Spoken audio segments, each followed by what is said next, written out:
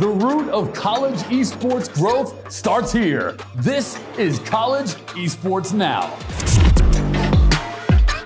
Tune in to College Esports Now for the most exciting highlights and updates in collegiate gaming. Get ready for non-stop action and excitement. Catch us live every Friday and Sunday right here on ESTV. Hello everyone, and welcome back to another episode of College Esports Now. I'm your host, Paulie Hype, and later we'll be joined by my co-host, Katie Scott, for this week's College Esports News. But for now, let's head around the U for the latest in matchups, competition, and collegiate standings. We start out the week with Monday, March 13th, for some ECAC Super Smash Bros. Ultimate Week 7 action, featuring New York Tech versus Randolph-Macon College. With only 2 weeks left in the regular season, both New York Tech and Randolph-Macon are looking to secure a spot in the playoffs.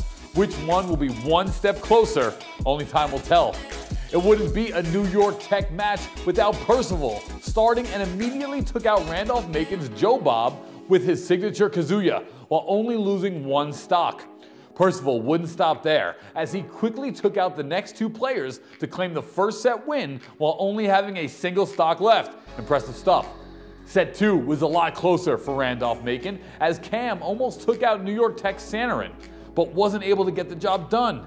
It was back and forth between two squads before the final two people were left, Percival once again and Randolph-Macon's Tundra. It went to the very last stock for both of the players, but in the end, the victory went to New York to solidify their chance at making the playoffs in the ECAC. Next, we have the East Coast Conference for Rocket League Week 6, featuring New York Tech versus College of Staten Island. It's the battle of the top three for the East Coast Conference Rocket League, as the undefeated Staten Island looks to take on an imposing challenger in New York Tech. The opening didn't have too many goals, but it did go to an overtime where the Dolphins' Staten Island Mux was able to secure a clean goal to get the early series advantage. Game 2 had a different turn of events, as New York Tech shifted gears to be on a non-stop attack as they equalized the series with 4 dominant goals, while Staten Island had goose egg 0. The middle point of the series was a bloodbath, as both schools kept on scoring goals from start to finish until we came to yet another overtime. We went over 4 minutes into said overtime before New York's Deny was able to clinch a sweet goal to take them the match point.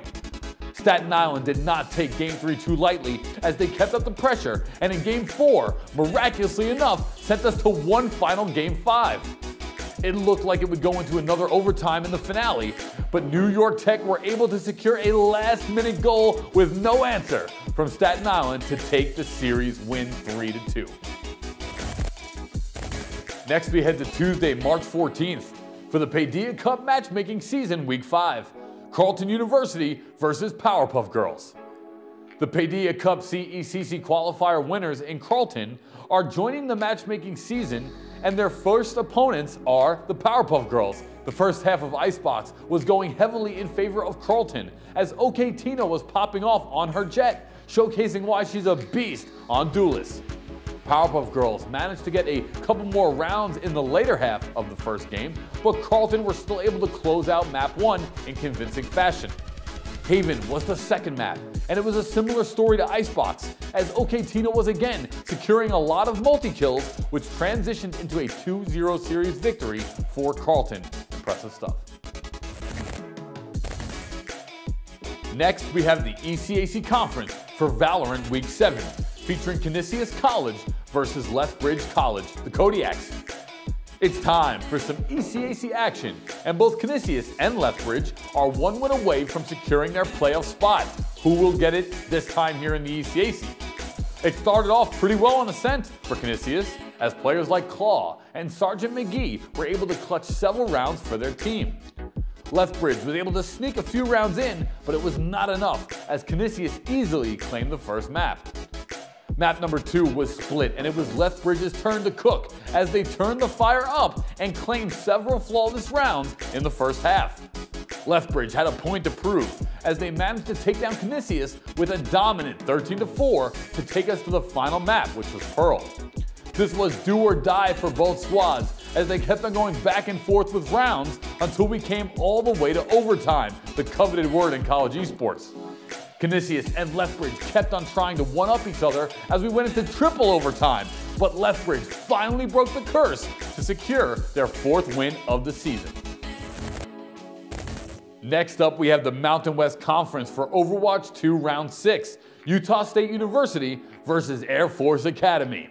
Utah State is looking to secure a spot in the top 4 and move into the playoffs, while Air Force is still trying to look for their first win. Utah State were off to a perfect start on the Paul, as they did not let Air Force get a single touch on both points in the Paul to result in a quick lead in the series. The momentum continued onto Eichenwald as Utah State were able to push the payload all the way to the end with time to spare, thanks to Cat's amazing Pharah gameplay. Air Force were not able to do much as Utah State barely let them leave their spawn to send us to match point. Gibraltar had a similar feel to Eichenwald as Utah State were on a tear through the Air Force and were able to make this a clean 3-0 victory. Ouch. I guess they're going to have to be leaving the jets because those engines are getting turned off. Next up is Wednesday, March 15th for the ECAC Conference Rocket League Week 7, featuring SUNY Erie Community College versus Louisiana Tech Gray. Both SUNY Erie and Louisiana Tech are on the cusp of missing playoffs. It's a do-or-die time, and only one of these teams will be able to move on. The opening game was a complete blowout in favor of SUNY Erie, as Louisiana Tech were only able to get 1 goal at the very last second. Game 2 was a lot more tense, as neither team were able to score a goal until the last minute. That's where Louisiana Tech took the lead to equalize the series. Some of the shots that Louisiana Tech were able to get were simply breathtaking, as this time around, they were the ones to have a perfect game against SUNY Erie. Whether it's soccer or in Rocket League, it's always a special moment when a player is able to put up a hat trick. And that's exactly what Louisiana Tech Sharpie was able to do in Game 4 to secure a match point for his team. Louisiana Tech were in the driver's seat for most of Game 5, but at the last moment, SUNY Erie were able to secure an equalizer to send us to our first overtime of the series. It was a close back and forth overtime until Sharpie was able to shoot on a goal that SUNY Erie was not able to block. Louisiana Tech's dream of playoffs are still alive, but they have one more roadblock next week, and that's in Keene University. Next up is the ECAC Conference for Overwatch 2 Week 7, featuring Keene University versus College of St. Rose. It's time for some Overwatch action as Keene takes on St. Rose, with both teams fighting to secure better playoff standings. St. Rose were able to get some ticks on the points, but only one team fight is all it took for Keene to flip the game on its head as they claimed Antarctic Peninsula as their own. We moved from the cold map to the sunny Paraiso, where Keene did not stop the pressure as they were able to push their payload all the way to the end. So now St. Rose has to do the same thing. Unfortunately, it was easier said than done, as Keene did not let up an inch. St. Rose was not able to even cap the starting point, which sent Keene to match point. Chambale was looking similar to the previous map, as by the time St. Rose were able to get on the big push of the payload, it was not enough. And in the end, Keene were able to silence the dream of a reverse sweep to maintain their second place hold on the ECA. Next up is Thursday, March 16th, featuring the NJC AAE Conference for their Valorant Week 5, featuring Bismarck State College versus Hocking College.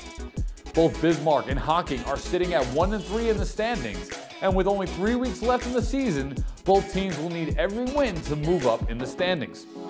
The first half was a close affair, as both teams kept on taking either flawless victories or rounds with one person left standing to get us to a 6-6 half. After the half, however, Bismarck put the pressure on as they swept the second half of Ascent to send us to our second map, which was Pearl. Pearl looked like it would be a blowout for Bismarck as they carried the momentum from the first map, only allowing Hocking a couple of rounds in between. A couple of rounds was all that Hocking needed though, as they started to grab round after round and send it all the way to an 11-12, a chance at a possible overtime. Can you believe it? It was not enough though, as Bismarck took out Hocking and claimed their second win of the season. Next up is the ECC Conference for their Valorant Week 6, featuring New York Tech versus Malloy University, and I'm at odds here with both local Long Island schools. Both New York Tech and Malloy stand at the top of the ECC Conference with only one loss, but only one of these two squads can remain at the summit. Who will it be? Ascent was the first map, as both teams kept on duking it out with each other's players, like Malloy's Larry getting an ace before the half finished at 5-7 in Malloy's favor. At one point, it seemed like Malloy were going to finish the map as the victors, but New York Tech had other plans, as they sent us to an overtime. The momentum were in New York Tech's favor, as they finished off the overtime in flawless fashion to take the series lead. It seemed like New York Tech weren't done showing off, as on Haven, Zisserare was able to get an ace with just the Sheriff alone. Bop, bop, bop. Malloy were able to claim a handful of round wins, but New York Tech would not falter and swept their opponents to remain first seed in the ECC. We round out the week with Friday, March 17th for the NJC AAE Conference Overwatch 2 Week 5, featuring Blinn College versus Northern Virginia Community College, the Nova Nighthawks.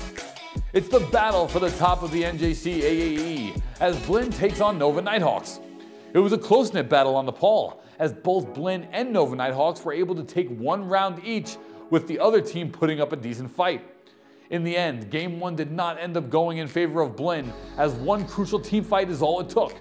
Nova Nighthawks were still not out of the fight just yet, as on King's Row they fought tooth and nail against Blinn to push the payload nearly to the very end. Off the back of Tank Ginja 2012 and DPS Swef, Blinn were able to push back against the Nova Nighthawks to send themselves all the way to series point. The momentum was fully in the grasp of Blinn's hands as they dominated the final map to remain undefeated in the regular season. Next up is the NJC AAE for their Overwatch 2 Week 5, featuring State Tech versus Salt Lake Community College. We remain in the NJC AAE Overwatch division as we witness State Tech looking to take down the higher-ranked Salt Lake.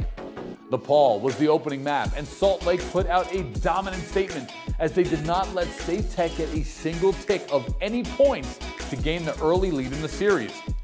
Salt Lake didn't ease up on the pressure of Kings Row, as they only made a few mistakes, but generally had the game's tempo in the palms of their hands. One of the standout performers for Salt Lake had to be their tank, Seven, as he kept on getting beautiful shatters on the potential final map of Shambali Monastery.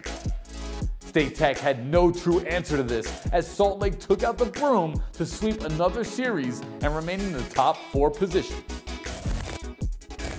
Next up is the ECC League of Legends Round 7, College of Staten Island versus Utica University. It's the final week for the ECC League of Legends regular season, and Staten Island is looking to claim their first victory against a tough opponent in Utica. Utica were able to claim an early advantage, as their bot laner Smoke was able to get a decent amount of kills in the early game. Despite that though, there were a lot of close team fights, and with Staten Island's Wombo combo composition, they were quickly swinging the advantage in their favor. All it took was one late game teamfight ace from Staten Island to claim Game 1 as their win. One of the top performers from Staten Island had to be their mid laner, Playbetter, as in Game 2, he got more than a handful of solo kills on his Akshan and roamed with his jungler to apply pressure everywhere. This was too much for Utica, as Staten Island were able to close out the game with a 35-4 scoreline to get the victory to close out their season. This weekend we have a special treat. On Sunday, March 19th, we had the CECC Canada Qualifier Finals.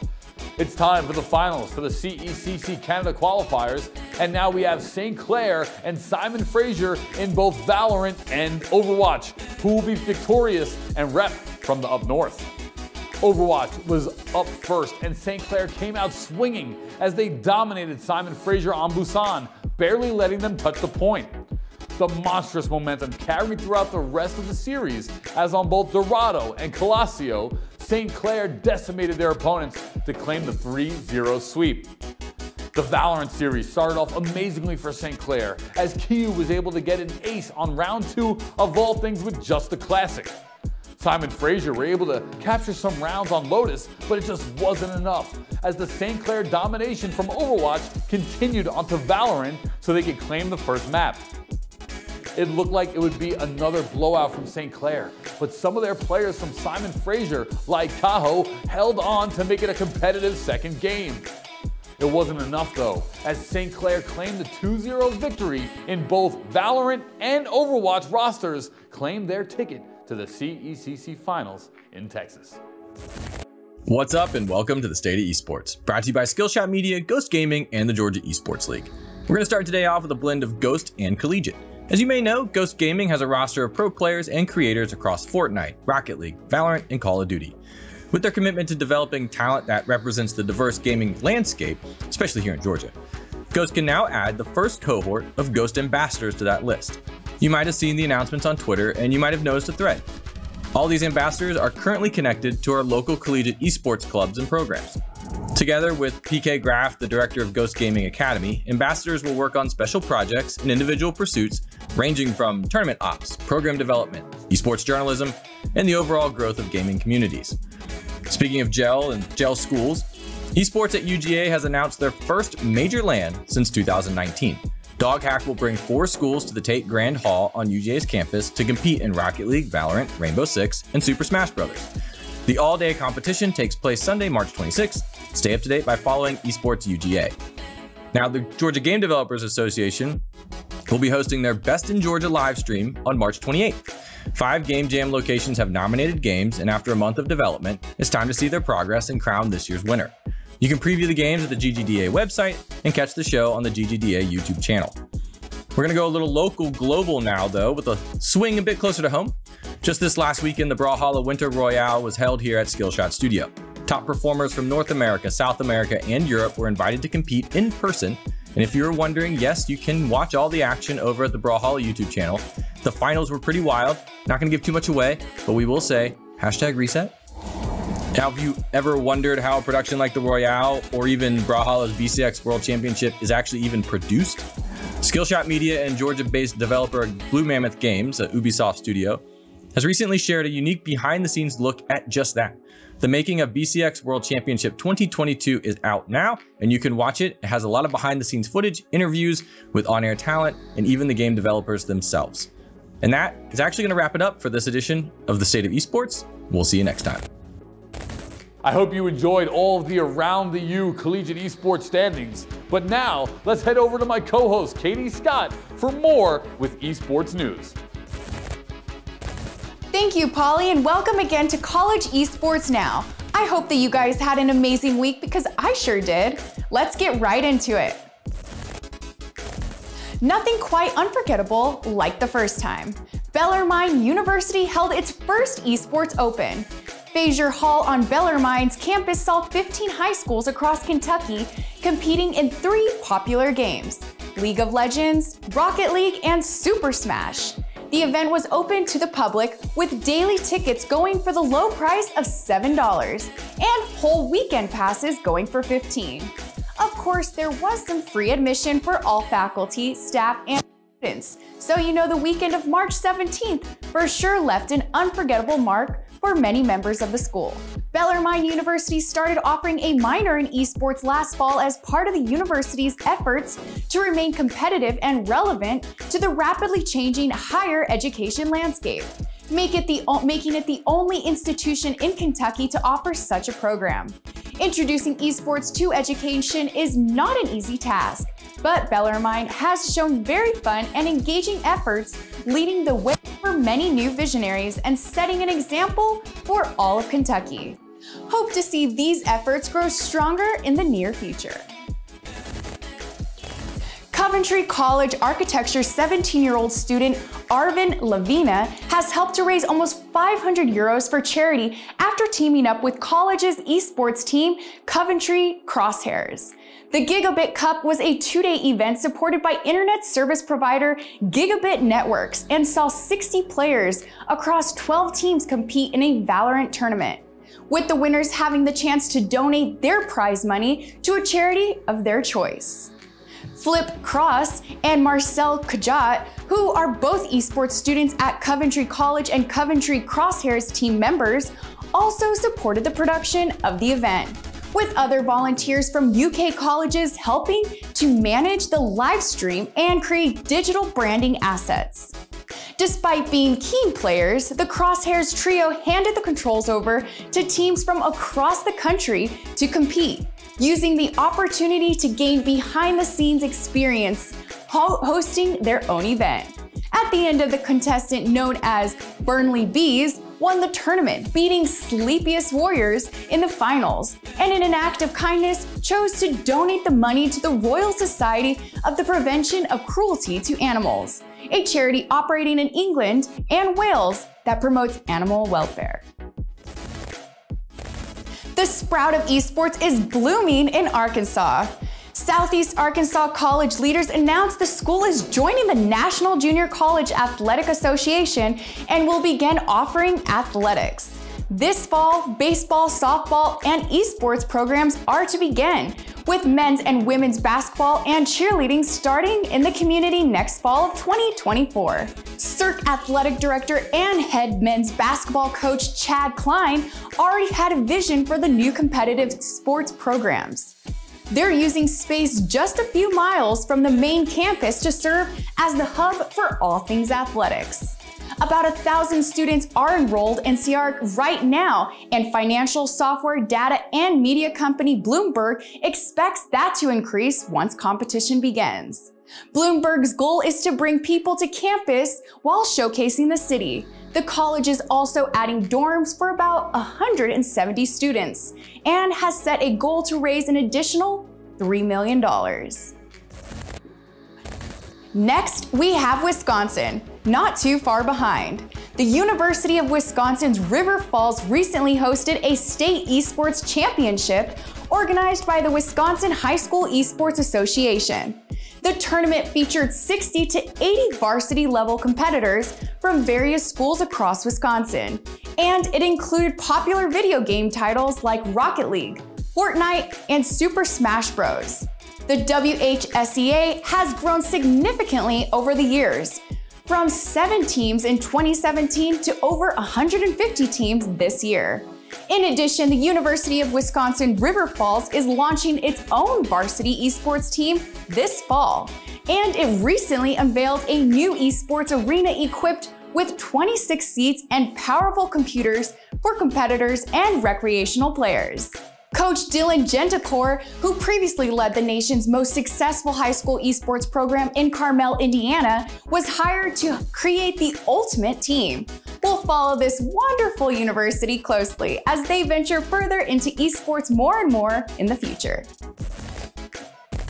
Last March 16th, McDonald's, Gen G, and the Black Collegiate Gaming Association collaborated to present the HBCU and College Network Summit, a platform for students to connect with industry professionals, gain valuable insight, and participate in a competitive gaming tournament.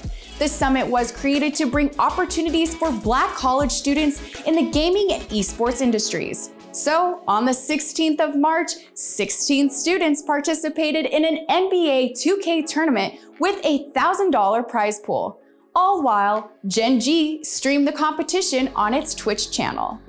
This time, the event focused on addressing toxicity in the workplace and emerging trends such as NFTs, crypto, blockchain, and lottery, more than anything else, with notable speakers and organizations such as Jessica Murray, member of the Game Awards Future Class and CEO of Wicked Saints Studios, Jabari Ali, game designer at Skydance Interactive, and New York content creator Hip Hop Gamer. All of them provided insights and imparted all their knowledge gained through their experiences. And if that wasn't enough, take a look at this. The Black Collegiate Gaming Association is hosting a Women's Got Game Summit and Esports program in 3 cities across the United States to celebrate Women's History Month. Presented by PlayStation, Riot Games, Bennett Thrasher, Exposure, Pass, The Ball, 2K, and the Los Angeles Sparks, this summit is dedicated to connecting high schools and collegiate women of color with corporate partners and leaders in the gaming, esports, technology, and entertainment industries, providing opportunities for internships, jobs, mentorship, and scholarships. The WGG Summit features a conversation with the WGG Advisory Committee, including Natalie White, Vice President of the Women's National Basketball Association, Los Angeles Sparks Verda Maloney, co-founder and COO of The Gamehers, DeAndrea Green, partner of Bennett Thrasher, and Anastasia Fedorova of 2K. The event also includes an esports tournament on Twitch, scholarships, and prizes playing NBA at 2K23, WNBA Edition, and Valorant. The Women Got Game is students and schools interested in participating in the Women Got Game can register for free on the official website. WGG will visit 3 cities in 2023, including San Francisco, California, Dallas, Texas, and Atlanta, Georgia on April the 15th. Oklahoma City University's Esports Association has planned a celebration around its final regular season Overwatch 2 match, involving 2 OCU teams. A watch party and charity donation drive, both free and open to the public, were planned for March 21st in OCU's Starcade Arena, located on the lower level of the Starcade Center at Northwest 23rd Street and Kentucky Avenue, with the match to be streamed on Oklahoma City University's Twitch channel. OCU competes in the National Association of Collegiate Esports. According to a release, the donation drive will benefit SISU Youth Services, an overnight shelter and drop-in resource hub for unhoused youth in Oklahoma City. Items on the collection list include self-stackable snacks, microwavable meals, gently used clothing, and toiletries. The University of Mississippi awarded $95,000 in scholarships this semester to new students, investing in the career path of esports. John McDermott, director of esports program, awarded 12 recruits and scholarships from donors and from the university. Among the recruits are professional and former professional gamers, championship winners, and potential leaders of the program. Professionals can work in esports marketing, graphic design, management, and even business of online sports. A new interdisciplinary minor in esports is working its way through the academic council with the tentative goal of opening to students this fall. This minor, which offers 6 courses from the School of Business Administration and is attracting courses from other academic units, and the recent investment in online gaming talent will show that the university is serious about esports as a viable career. I'm handing it back to you, Polly, to cover the rest of this episode. Over to you. Thank you for joining us for week number 5 of College Esports Now. I hope you're up to date with all the latest action and news in the college esports universe. From everyone at College Esports Now, we'll see you next week for all the hype, storylines, and competition in college esports.